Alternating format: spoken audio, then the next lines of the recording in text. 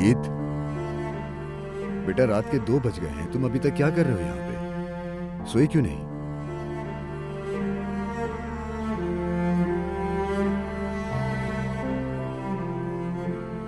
कोई मसला है क्या मेरी जान? मुझे अम्मी याद आ रही हैं। मुझे भी याद आ रही है, पता है। आप मेरी अम्मी को याद नहीं करते, मैं करता हूँ।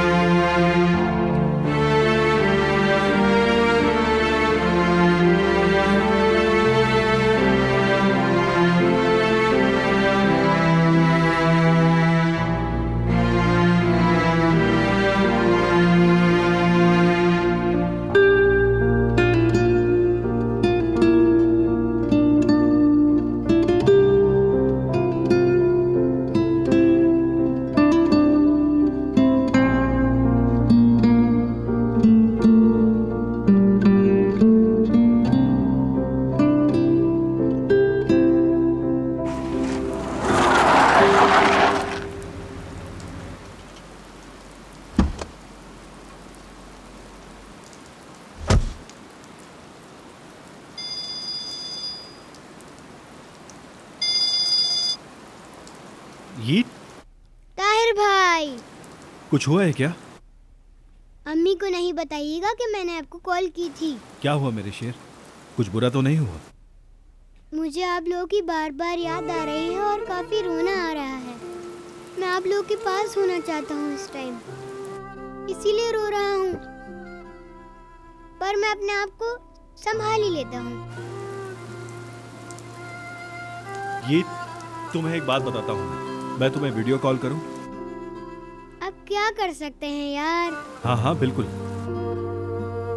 क्या अम्मी को भी साथ देख सकूंगा मैं? मुझे लगता है कि मैं आपके साथ हूँ बिल्कुल। ठीक है मेरे शेर, मैं तुम्हारी अम्मी को उठा के तुम्हें फोन करता हूँ, ठीक है?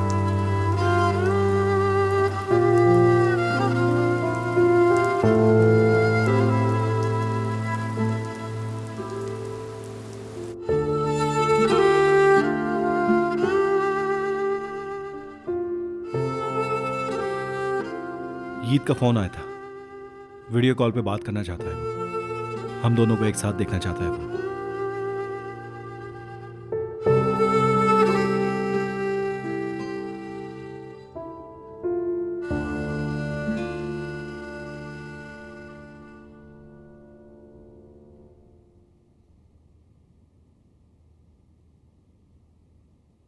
नफीस, ये कोई सोचने वाली बात है क्या? हमें वो चाहिए। समझ गई। हम बहुत अच्छे हैं, बहुत खुश हैं।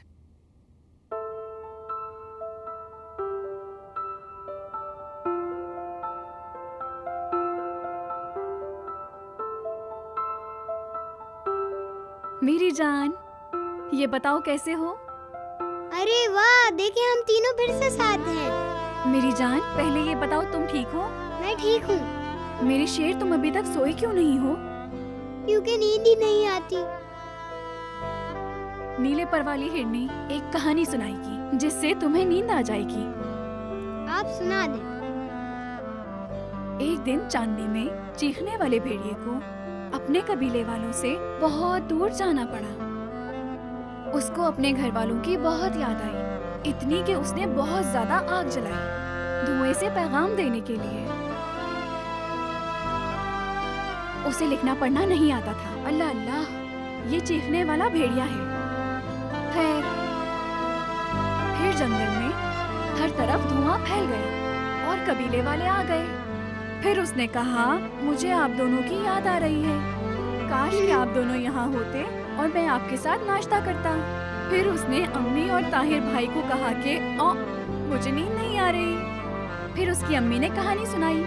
फिर वो कहानी में इतना गुम हो गया कि सारा वक्त गुजर गया और वो अपने घर वालों के पास आ गया। कहानी खत्म हो गई।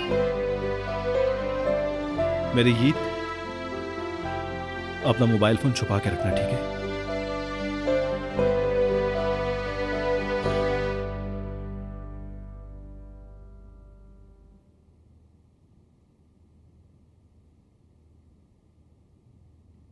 बच्चे सोने से पहले अपनी माँ को चूमते हैं, ऐसे फोन नहीं छुपाते।